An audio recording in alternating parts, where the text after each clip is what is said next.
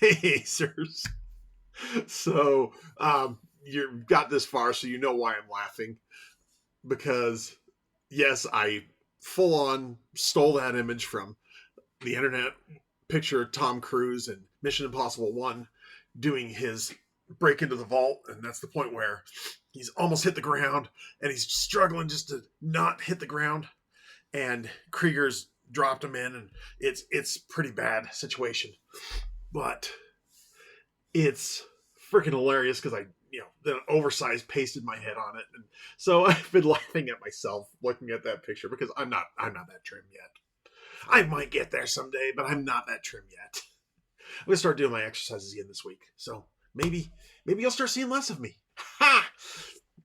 I know you've been seeing less of me. I haven't been putting up as many shorts as usual. So it is good to see you all. It is excellent to see you all. I'm very happy to be here, and we're going to be having some fun today. We're going to be talking about dramatic tasks. I mean, think about it. Let's analyze that scene actually from Mission Impossible 1. If you haven't seen it, it's pushing on to being a 40-year-old movie, so do yourself a favor and watch Mission Impossible 1. I mean, I'm not the biggest Tom Cruise fan.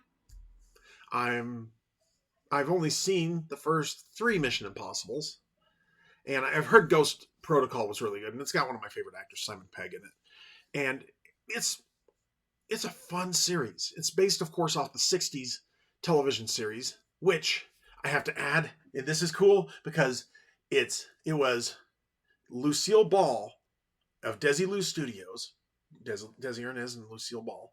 At the time, they were still a thing when they set up the studio, but in the '60s, it was Lucille Ball who greenlit Mission Impossible and Wagon Train to the Stars, also known as Star Trek. So, had it not been for Lucille Ball, we wouldn't have 2 of the biggest franchises of all entertainment history. Now, I also have some other opinions on. My thoughts about the new Star Treks and things like that. But in 1996, when Mission Impossible 1 came out, oh, I was so upset that I was on my mission at that point. I was like, I can't go see it. And I didn't. I didn't see it till after my mission, and I was still very happy to see it. I think I might have seen it in the Dollar Theater. But if I didn't see it in the Dollar Theater, I saw it on VHS, and that was still really cool. But I did listen to the soundtrack on my mission. I went into a Blockbuster Music. That tells you how long ago this was.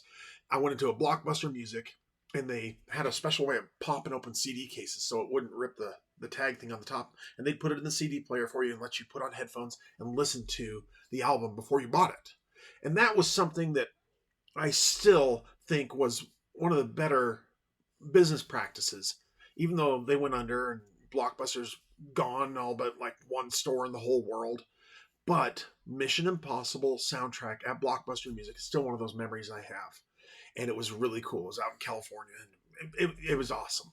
And the amazing Danny Elfman did the music for it. So how much cooler can you get?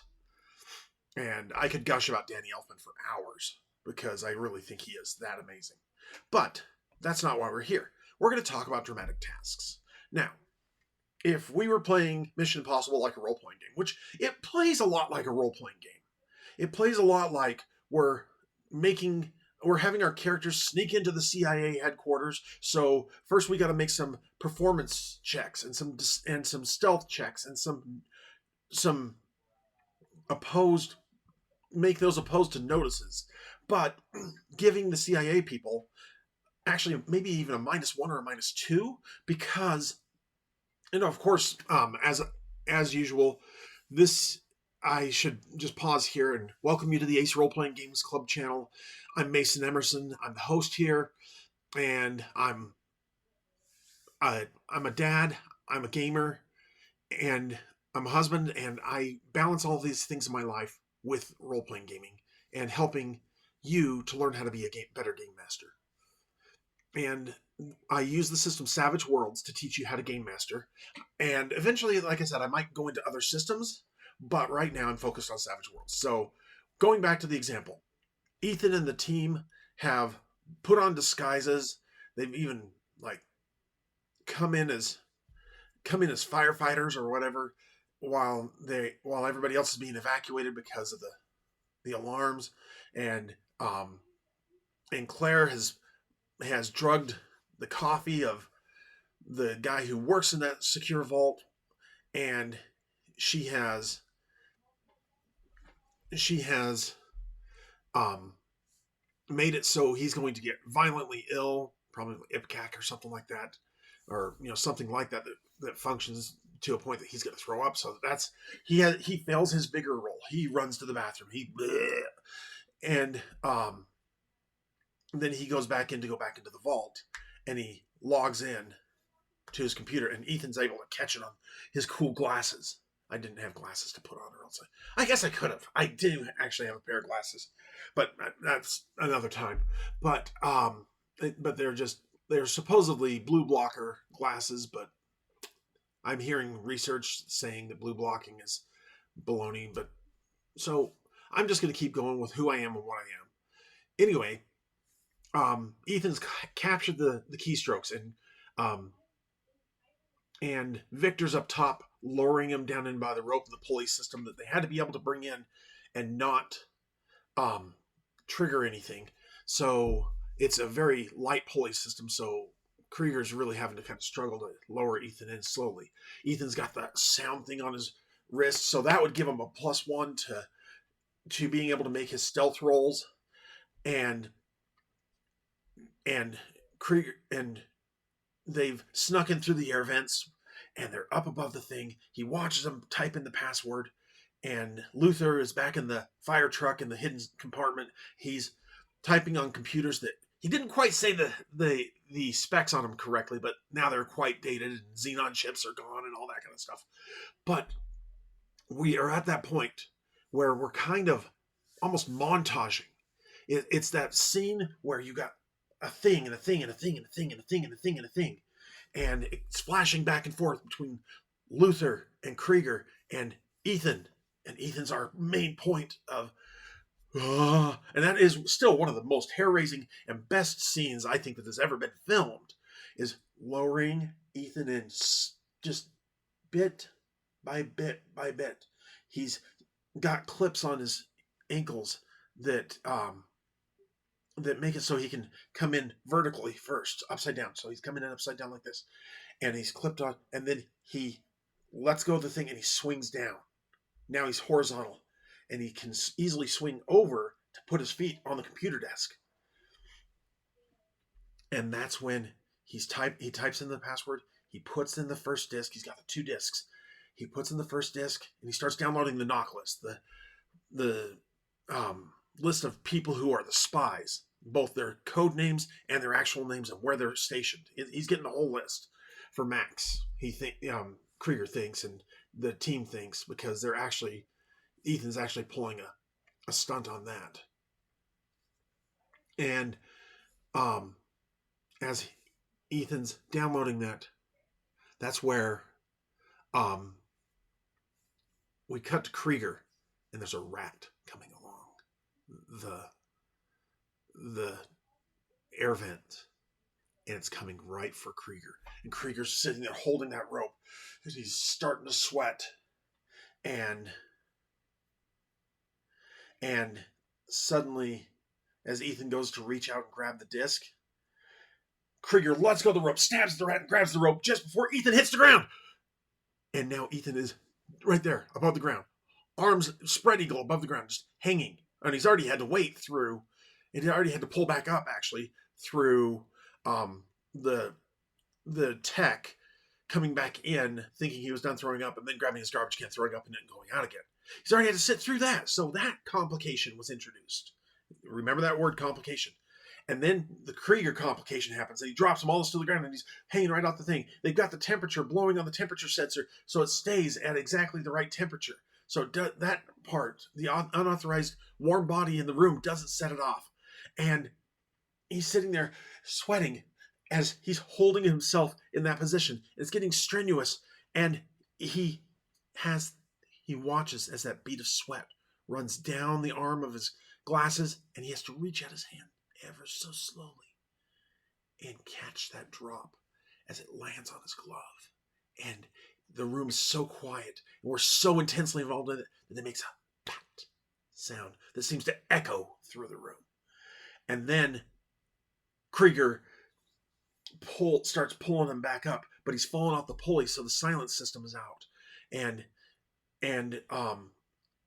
the sick guy's coming back into the room again now that he's thrown it all up.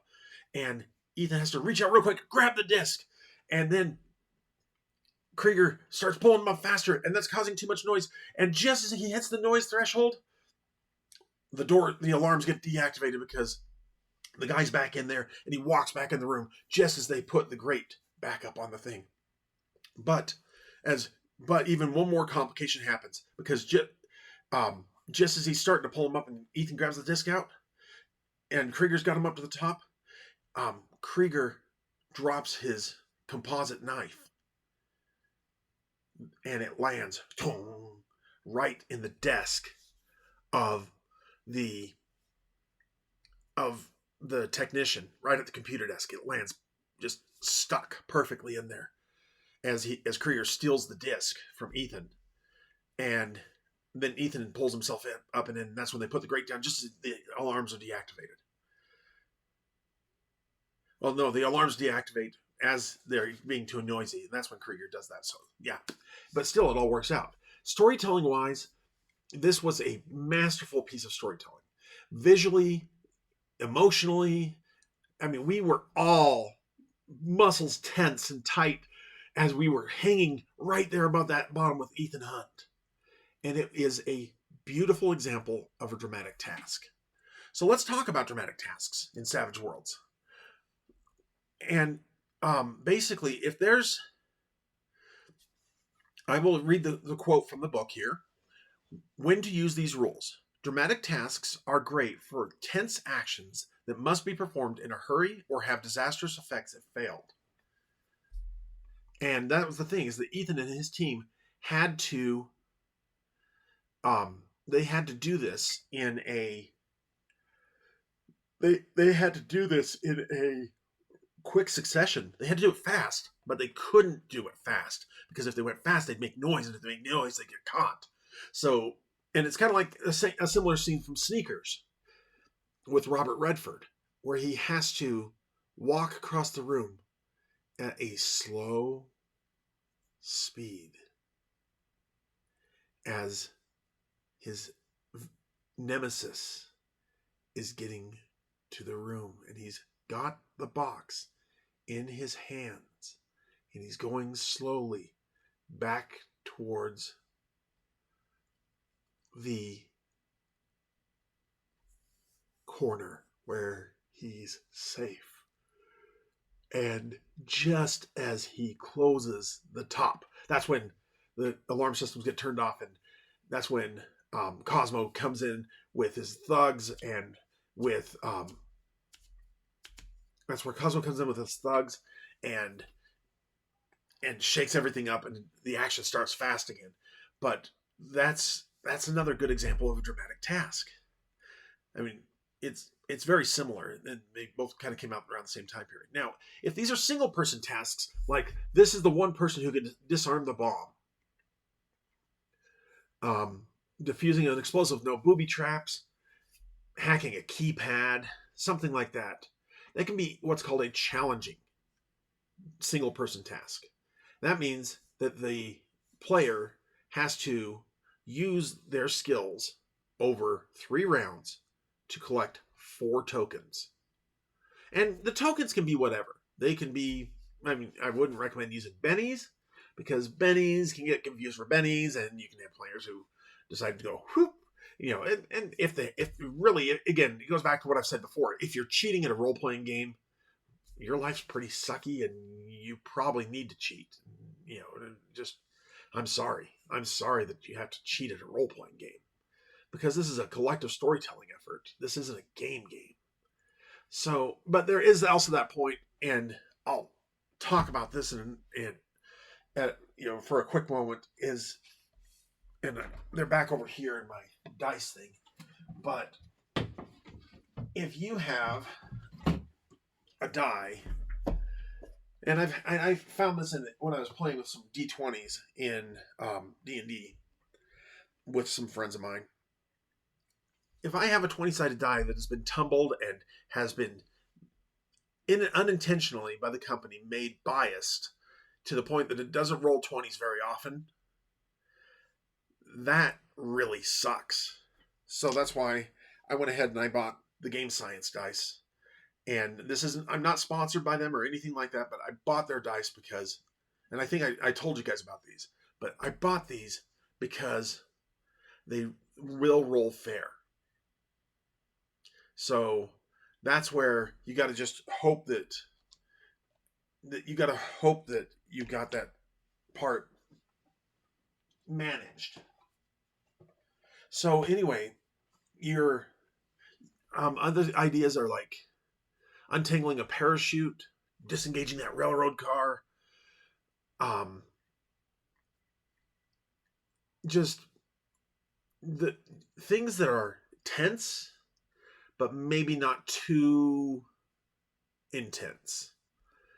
But when you get to difficult dramatic tasks, that's collecting 6 task tokens in 4 rounds. So you, and I'll get to this in a second. Complex is collecting 8 task tokens in 5 rounds. Okay, kind of the way to figure this is you want the player to be intensive enough of a situation. Oh, and I didn't give examples of the difficult and complex. Difficult single-person tasks, that's defusing a bomb with a booby trap, doing a ritual spell, getting instructions from the towers you're trying to land that plane and you don't have a piloting skill. So that's a difficult dramatic task. Complex is multiple booby traps on the bomb, and it's inside of a protective case. Hacking a highly protected computer system. So this is a way you could involve a hacker in a cyberpunk game, and you could make it so they have something to do while the action team has something to do. So that can happen. You can do a dramatic task as part. You can have the turns of a specific player, like our hacker in a cyberpunk game, be part of a dramatic task. And if their dramatic task fails, then the action team's in a whole lot of hurt, and maybe the hacker's going to get caught or something. And then when you do multi-person dramatic tasks, this is where multiple people on the team are working together. You want to assume that each player will average 1 success per turn. And you give them the number of turns plus you give them, so like if you give them 3 rounds and there's 5 players, you want to give them 15 task tokens. So that's, in 3 rounds, that's 1 task token per turn. That's just a basis. Now, as you can see from what I explained about the challenging dramatic task, getting 4 task tokens in 3 rounds, that means that one of those tasks has to ace, or has to raise. You have to get a raise on one of those tasks. So, to make things more difficult, you can increase the 5 and 3 to making it 3 more than 15. So it's a success. It's a measure of success, or it can be a measure of success, such as like rescuing victims from a burning oil fire in the water, or grabbing bags of gold from a bank before the automated vault closed. Just set the number of tokens that can be gathered in the time allowed. Each token represents a person saved or a bag of gold recovered, etc. And it's even up to you whether it's possible to save them all. And they can choose how many will attempt to make the task, and they can decide how they can have people helping. That's the other thing, is that you may have your one hacker, but maybe they have a protector there with them who's got a gun, who's there to protect them. And maybe the hacker's now doing this under fire. So we're going to make it a challenging dramatic task. Or not a challenging, but a difficult dramatic task. So they got to get six task tokens in 4 rounds. And what they've got to do is, so let's take that. Let's take that and say that we got a guy was shooting. Our hacker has a D8. And our hacker has a D8 in hacking. And our shooter has a D6 in shooting. So I'm going to roll those.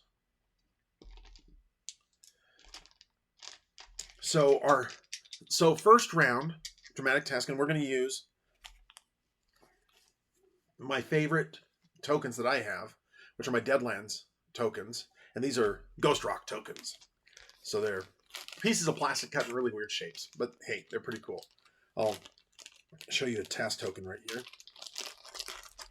And so our hacker is hacking under fire. So it's a weird little piece of plastic, but that's okay. That's what we want. Our hacker's hacking under fire, and he's got a D8 in hacking. Our shooter isn't one of the main action people, but she's got a gun, and she's going to be firing at anybody who tries to shoot at our hero. And our hero, our hacker in this scenario, is being shot at by guards who are only mediocre, so they're going to be rolling a D6 as well. So, first round. Okay, our hacker, and I'll just use rounded dice for, tumbled dice for his bennies. So he's got 3 bennies. Our hacker rolled a 5. So that is, on round 1 success token. Oh, I didn't include one of the more important things here. And so I'm going to just have to do this quick, but we need, okay, I'm going to pause for a second and grab what I would need here. And in ironies, I'm going to actually use my fantasy action deck for this. So, yeah, make of that what you will. I mean, I guess maybe I could be playing a Shadowrun-ish game. And you can get both Shadowrun and you can get both the Shadowrun and the cyberpunk feel from my friend Manny's Sprawl Runners. He wrote it because he's a Shadowrun fan, but he wisely also noticed that you can just turn off the magic and ta-da, you are back to playing cyberpunk. But anyway, so what you do also is, being as it's done in rounds, we're going to deal a card on a round. This one being the Queen of Spades. So there is no complication this round. So he rolled a 5 and a 2. A 5 on his wild die and a 2 on his hacking die. And the first round he's not being shot at. So he can either 1, take his success, or 2, which in this case he's going to do, because he's got 4 rounds to get 6 tokens. So he's going to spend a Benny. It means he needs a minimum of 2 rounds. Or, well, he needs at least, because if he's going to get 4 tokens, 1 success per round, that would be his first success, but he'd still have 5 tokens to get in 3 rounds. So we're going to try that again. Okay, he got a 4 this time. He's going to have to just stand with 1 success this time. Okay, now the bad guys are starting to come in. And we're going to draw initiative for all 3 of them. So here's for the bad guys. Here's for his shooter. And here's for our hacker. Now, the hacker's actually going to go on hold because while having the highest card, he has to wait for his shooter to be able to go. So the bad guys are going to make a shot. And that's a 4. That's a hit. So, actually, there's multiple bad guys. I'm going to actually re-roll. I'm going to roll the d6 and a wild die to represent the 3 bad guys that are shooting at him. They've broken in on where he's at, and they're going to shoot at him and the guard. The guard, she's going to be the one that they're going to shoot at first. Okay, they rolled a pair of 2s. So we don't need to worry about them getting hit. It comes now to the 2 of hearts, which was a horrible draw for our protector. She's going to shoot back. She's a wild card, so she gets to roll a wild die. And she rolled a 6 and a 5, an 11. So that's a hit with a raise. So now she's going to roll 3d6 for her damage.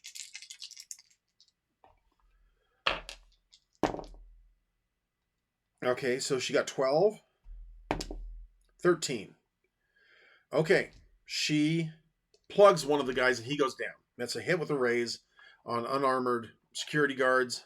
So, hit with the raise. Now, we're going to also, because of the way dramatic tests work, that will be a +1 because she succeeded, or a +2, which succeeded with the raise, to our hacker's attempt. So he's got a +2.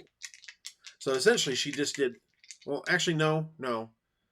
I'm going to renege.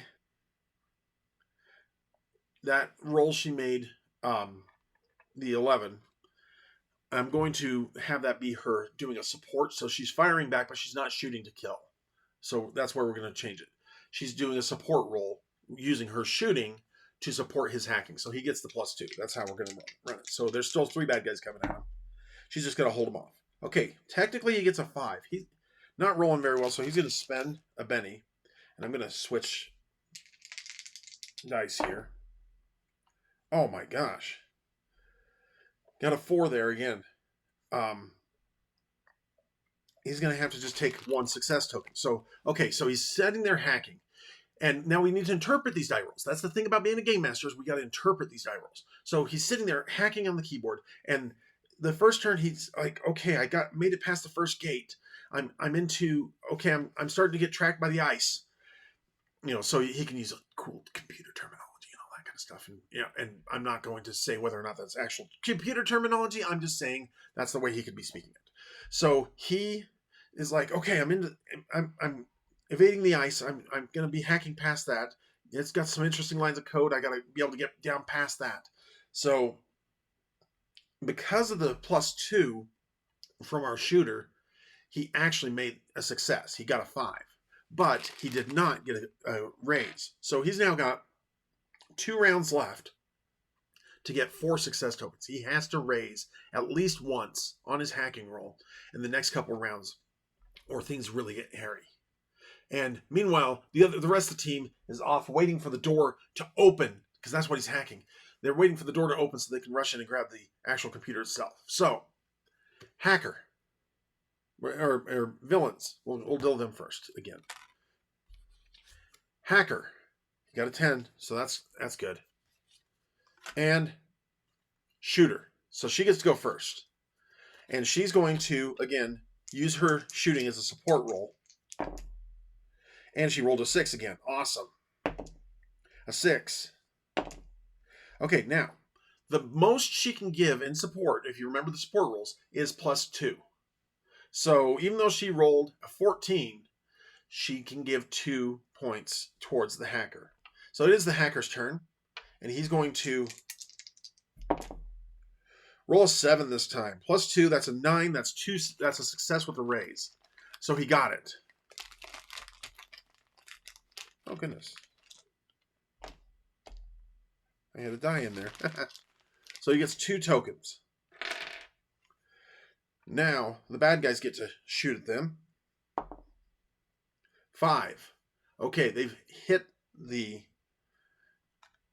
hit the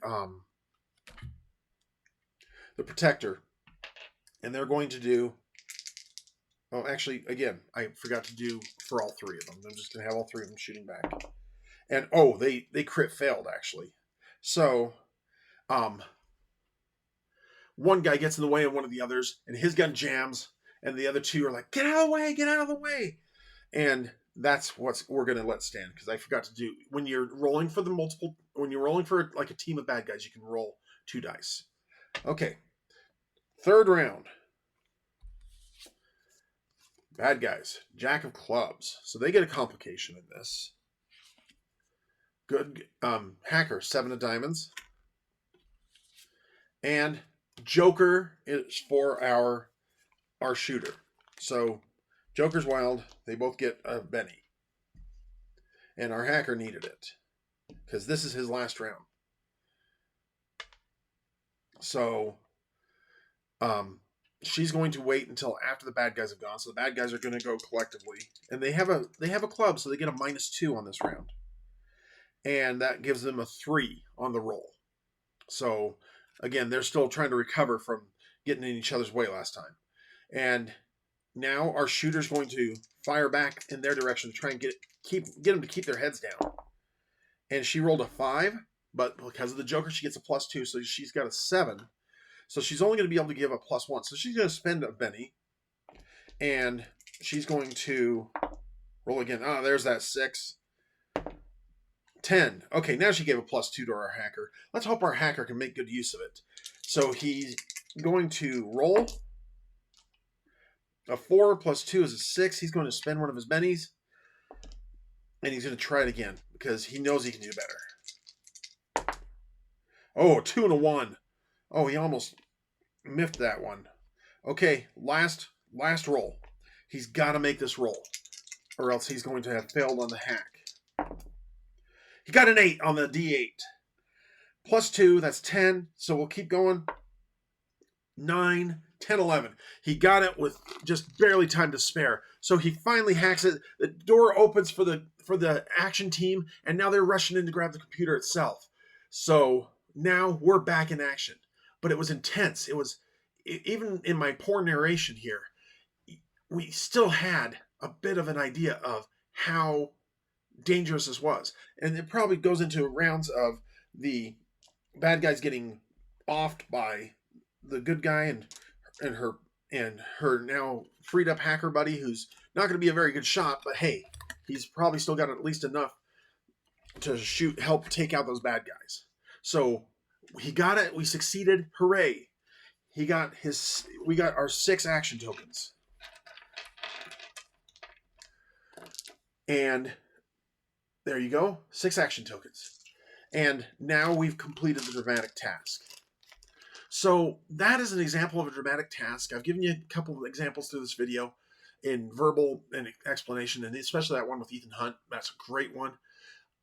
Just don't make this like you can make this like the peak moment of your story, of the story you guys tell together, but make this event a special event. Make it so if it fails dramatically.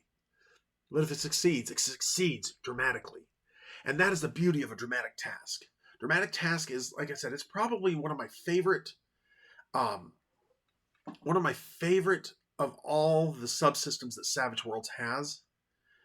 And I'm glad I was able to share this bit with you, and I'm just glad to be able to be here with you. Every time I get to come, it just makes my day a better day. And I look forward to these Sundays when I get to talk with you and chat with you about ways to improve your game mastering, and I hope that these are helping. So like it, give it a thumbs up, subscribe, ring bells, all that kind of stuff. I've kind of kept that out of my patter, but sometimes it helps to just be reminded to do so. You guys are amazing. The world is a much better place because you are in it. You are loved. I love you. And you are amazing. Life is awesome. Stick around and have fun with me. And I hope to see you at my table. Until I do, this is Mason Emerson from Ace Role Playing Games saying, see you next time.